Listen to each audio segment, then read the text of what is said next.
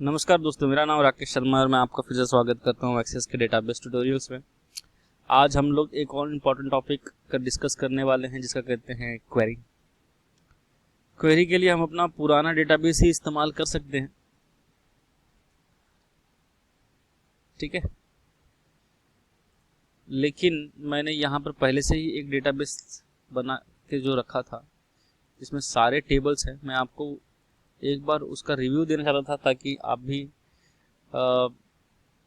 अपने काम के टाइम पे ये इन प्रिकॉशंस का देखभाल करें। जैसे सबसे इम्पॉर्टेंट है स्टैंडर्ड टेबल्स।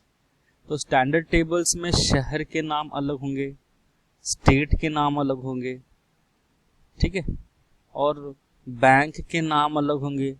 बैंक के जैसे कि बैंक के डिटेल में सारे जो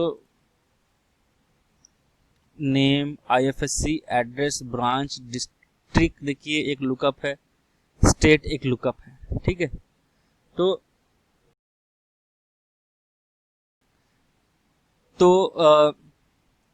नेम, आईएफएससी ये सब तो हम लोगों ने एक बार इंफॉर्मेशन डाल दिया। क्यों? ताकि अगली बार जब हम इंफॉर्मेशन इसका एक शॉर्ट फॉर्म वाला भी बना सकते हैं आप। अगली बार हम लोग अगर लुकअप विजार्ड कहीं जहां पर बैंक की रिक्वायरमेंट होगी, हम लोग सिर्फ एक चीज इस्तेमाल करेंगे और बाकी फिर उसी को फिर हम जब भी हमें कुछ नया इंफॉर्मेशन फेच करने की जरूरत होगी तो हम यहाँ पर आके उसे चेक करेंगे, ठीक है। इनिशियली हम लोग सिर्फ शॉर्ट फॉर्म ही इस्तेमाल कर रहे, जैसे बैंक केस में सिटी, डिस्ट्रिक्ट, इस तरह से कर सकते हैं हम लोग, ठीक है। सिर्फ नाम ही काफ़ी होता है इसमें।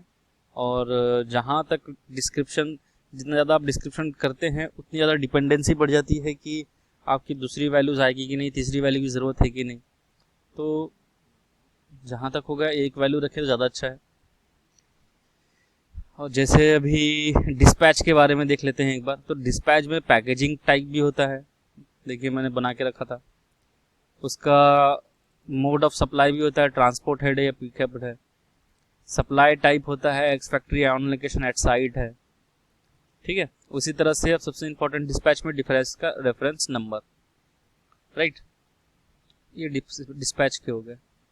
इनवॉइसेस के भी होंगे, जैसे कि इनवॉइसेस में सिर्फ रेफरेंस नंबर इंपॉर्टेंट है और उसके बाद उसका डेट। तो डेट एंड टाइम वाला जो फील्ड इस्तेमाल करते हैं उसमें करते हैं, वही इंपॉर्टेंट है। इनवॉइस में कोई डिस्पैच जैसा तो कार्यक्रम नहीं है कि पैकेजेस चाहिए और सप्लाई मोड, ये सब हो चुका है तब जाके इनवॉइस बना हुआ है, ठीक है। फिर इनवॉइस किसको भेजा जा रहा है उसके हिसाब से हम फर्म टाइप इस्तेमाल कर सकते हैं या अथॉरिटी का इस्तेमाल कर सकते हैं। अथॉरिटी मतलब to the proprietor of this company, और जो भी है ये तो अथॉरिटी का हो गया। कंपनी के नाम शायद मैंने यहाँ पर लिखे हुए हैं, जैसे देखिए। तो ये चीफ इंजीनियर चंद्रपुर का, खारपड़खेरा, कोराडी, नासिक, ये सारा एक जगह का नाम है जहाँ पर हम लोग सप्लाई करते हैं जब हमारा टेंडर खुल जाए। तो इसको हम इस्तेमाल करते हैं इस तरीके से। यहाँ पर चीफ इंजीनियर का सिर्फ एक और एक्स्ट्रा कॉलम बन सकता था, बट मैंने नहीं बनाया, शायद इसलिए कि ये अगर थर्ड पार्टी अगर इंफॉर्मेशन हो जाता तो यहाँ पर चीफ इंजीनियर के जगह पे 1 2 3 4 ऐसा लिख के आता था। तो इस बात का भी ध्यान रखना बहुत ज़रूरी होता है जब आप स्टैंडर्ड टेबल बनाते हैं, तो वो जाके कहीं थर्ड पार्टी इंफॉर्मेशन ना बन जाए, इस तरह से भी आपको सोच के चलना पड़ता है, ठीक है। और कौन से टेबल्स हैं मेरे पास? ऑर्डर टाइप, डेफिनेटली किस तरह का ऑर्डर है, इनिशियल कोड पीओ का, प्लेस ऑर्डर का। अब दो यहाँ पर यूनिट सबसे इंपॉर्टेंट है, एक स्टैंडर्ड यूनिट है, एक परचेस यूनिट है। स्टैंडर्ड यूनिट्स नॉस, सेट, असेंबली, वर्क जो भी आपका रहेगा, और परचेस यूनिट जो होता है वो अलग होता है, वो है पर केजी, पर बॉक्स, पर टन, जो भी आप जिस तरह से भी खरीदते हैं। अगर वो डिफरेंट नहीं है तो फिर तो अच्छी बात है, ठीक है। वर्क टाइप हमारा कुछ था, जैसे कि देखिए जहां तक आप स्टैंडर्ड देख रहे होंगे 2 कॉलम में खत्म है ना। तो स्टैंडर्ड बेसिकली इसी तरह से होता है। यहाँ पर आप देखेंगे कि लेटर्स के बारे में पूरा लिखा हुआ है। तो लेटर का बारकोड, ये बहुत इंपॉर्टेंट चीज़ है। मैं कभी जब लेटर के बारे में बताऊंगा फॉर्म के टाइम पे तो शायद मैं इसको डिस्कस करूं। ठीक है, बारकोड जब भी देना होता है तो हम लोग यहाँ से इंफॉर्मेशन लेके बारकोड भी वहाँ सिलेक्ट करते हैं। ठीक है, कहाँ गया लेटर हेड का टाइप, मान लीजिए एक हम लोगों ने लेटर हेड चूज किया और बाकी पूरी इन्फॉर्मेशन चेंज हो, ये अगर पॉसिबिलिटी बनती है तो ये भी किया जा सकता है।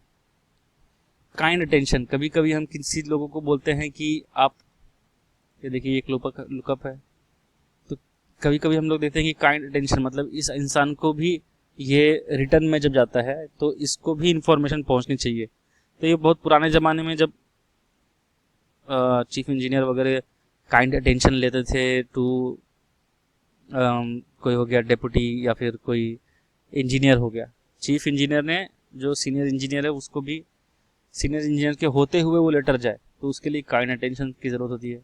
लेटर का डेफिनेटली रेफरेंस नंबर होता है।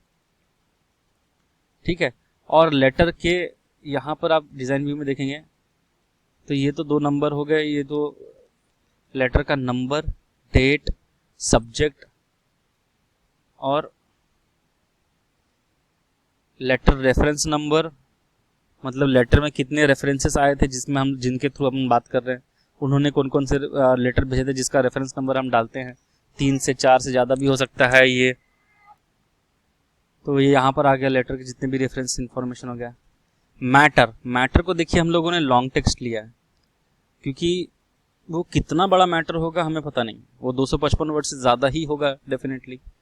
तो मैटर को लॉन्ग टेक्स्ट में ले, रेफरेंस नंबर को भी हमने लॉन्ग टेक्स्ट में लिया कि हमें ये मालूम कि 255 वर्ड के अंदर वो रेफरेंस नंबर अगर 3 या 4 रहा तो आएगा या नहीं आएगा, इसलिए।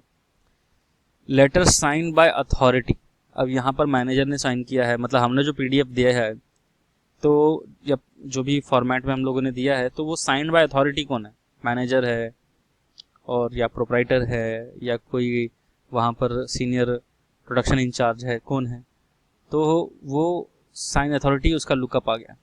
स्पेशल नोट भी रखते हैं, शॉर्ट टेक्स्ट में रखो उसे, सबसे बेस्ट।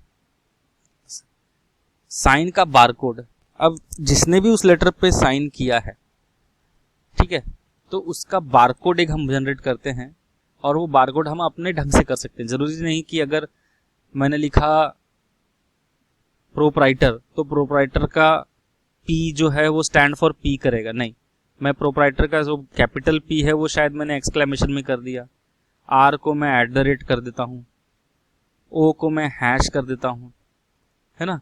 तो मैं अपने तरीके से एक डेफिनेशन बना के रखूँगा पहले और बारकोड में उसे मैं कन्वर्ट करके दे दूंगा ताकि कोई भी जब वो पढ़े बारकोड का इन्फॉर्मेशन तो उसे तो लगेगा कि यार ये इसने एक्सक्लेमेशन @ और हैश दिया है, लेकिन हमें पता होगा कि उसने CEO ने या फिर मैनेजर ने या डायरेक्टर ने या किसी एम्प्लॉय ने उसे साइन किया है। तो इस तरह से बारकोड मैं स्पेशली इस्तेमाल कर रहा हूँ आजकल। ठीक है, राइटिंग टू, किसको राइट कर रहे हैं हम लोग उसके बारे में है, ये भी लुकअप आना चाहिए था, शायद नहीं किया है मैंने। और ये शायद 2 मैंने डमी बनाए थे, कुछ दिमाग में चल रहा था तो उसके लिए। तो इस तरह से हम लोगों ने पूरा लेटर बना लिया। ये किसका है, काइंड अटेंशन के बारे में, letter to be checked by, तो यहाँ पर काइंड अटेंशन में चाहिए या फिर यहाँ पर काइंड अटेंशन की जगह पे कुछ और भी हम लोग लिखते हैं वो चाहिए, तो वो सब यहाँ पर हो सकता है। लेटर के बारे में मैं अच्छे से बताऊंगा। तो इस तरह से मुझे टेबल आपको बताना था कि ये इस तरह से वो उसके टेबल बनते हैं। ठीक है, और सबसे इम्पोर्टेंट है हमारा आइटम लिस्ट। अब आइटम लिस्ट में अगर मैं देखा जाए तो पूरा इन्फॉर्मेशन मैं एक ही टेबल पे रख रहा हूँ, जैसे उसका कोड, उसका सेकंड इन्फॉर्मेशन जैसे उसका ड्राइंग नंबर है, उसका थर्ड इन्फॉर्मेशन डिस्क्रिप्शन है उसका जो भी मेरा प्रोडक्ट है। ठीक है, फिर अगर मुझे लगा कि वो कौन बनाता है तो उसका लुकअप है, कहाँ बनता है उसका लुकअप है, जहाँ बनता है उसका पर्टिकुलर कहाँ पर बनता है उसका लुकअप है, डेजिग्नेशन कौन उसको हैंडल कर रहा है उसका लुकअप है, लुकअप नहीं शॉर्ट टेक्स्ट है, उसका कोई इमेज फाइल है क्या, हाँ है, ओरिजिनल मेकर कौन था उसका इन्फॉर्मेशन भी देना है क्या, बिल्कुल देना है जी, स्पेशल नोट है क्या, जी है, ये आखिरी बार मैंने कब अपडेट किया था उसके लिए अपडेट का इंफॉर्मेशन है, HSN कोड है क्या। तो ये सारे जो यहाँ पर जितने भी आपको इंफॉर्मेशन दिख रहे हैं ये मैंने एक ही जगह पे रखा है, ताकि जब भी मैं इसे फेच करूं तो मुझे पूरी की पूरी इंफॉर्मेशन एक जगह मिले। ठीक है, लेकिन यहाँ पर HSN कोड मैंने देखिए अलग रखा है। क्यों? HSN कोड हर आइटम का अलग अलग होगा, लेकिन अगर मैं उसे हर बार टाइप करूंगा तो एक इरिटेटिंग फैक्टर है, इसीलिए मैंने HSN कोड उसका अलग है। यहाँ पर वही इंफॉर्मेशन मैंने रखा है, या जब भी आप टेबल बनाएं स्टैंडर्ड टेबल तो वही इंफॉर्मेशन रखें जो इस पर्टिकुलर चीज को डिफाइन करते हैं। लेकिन अगर कोई उसमें भी स्टैंडर्ड चीजें हैं जैसे HSN कोड है तो उसे बाहर निकाल कर रखें और उसको यहाँ पर लुकअप लें। इस तरह से अगर हम लोगों ने टेबल बना लिया तो हमारा स्टैंडर्ड का काम पूरा हो जाता है। ठीक है, अब ये स्टैंडर्ड जब पूरे बन गए हमारे पास तब आप आगे बढ़े कि क्या आपके पास कोई रेफरेंस वाला इंफॉर्मेशन है। जैसे मेरा कोई कॉम्पिटिटर है तो मैंने उसका भी इंफॉर्मेशन लिखा हुआ है। ठीक है, ये एक डमी बनाया था तो मैंने उनके सारे की इंफॉर्मेशन लिख दी है। वो कौन सा बैंक डिटेल फॉलो करता है, यहाँ पर सारी इंफॉर्मेशन उस तरीके से है, उसका फ़ोन नंबर और भी जितने भी इंफॉर्मेशन आप देना चाहे दे सकते हैं। फिर हम लोगों मैंने ये बनाया था कि इसमें एक रेफरेंस का इसमें मैंने अलग कर दिया। अब रेफरेंस मैंने बना लिया, चलो काम खत्म हो गया। अब यहाँ पर जिस तरह से मैंने बनाया हुआ है उसमें बजटरी पहले आता है, मतलब कोई भी मुझे बोलता है कि भाई तुम कितने में बना के दोगे, तो उसका पूरा रेफरेंस नंबर के साथ मैंने ये बना दिया और वो क्या मांग रहा है बनाने के लिए उसका इंफॉर्मेशन उसके इस तरह से आता है, उसके चाइल्ड वाले फील्ड में आएगा। इस तरह से मुझे 3 जितने भी मुझे बजटरी बनाने को मिले हैं वो मैंने इस तरीके से बना लिए। सिंपल है, ये सिर्फ 2 एक साथ लिंक है, ये तीसरे पे लिंक नहीं है। ज़रूरी नहीं है कि हर बार मुझे कोई बोले कि बजटरी दो, बोलेगा यार ये है आप डायरेक्ट इसका रेट भरो, अगर कम रहेगा तो मैं आपको दे दूंगा। बजट वगैरह का कोई काम नहीं, कोई नया चीज़ को बजट दे सकते हैं। कोई हम लोग हमेशा वही काम कर रहे हैं तो उसके बारे में कोई बजट पूछे वो बहुत मुश्किल है। वो सीधा बोलता है कि आप मुझे फाइनल रेट बताइए, आपका रेट सही रहा तो मैं आपको टेंडर दे दूंगा। तो इस हिसाब से यहाँ पर ये टूट के अब ये प्लेस्ड ऑर्डर पे आ गया। प्लेस्ड ऑर्डर में भी वो जो है किस तरह से इंफॉर्मेशन भरना है वो आप देख सकते हैं। ठीक है, अब इसका भी आइटम का लिस्ट बनेगा।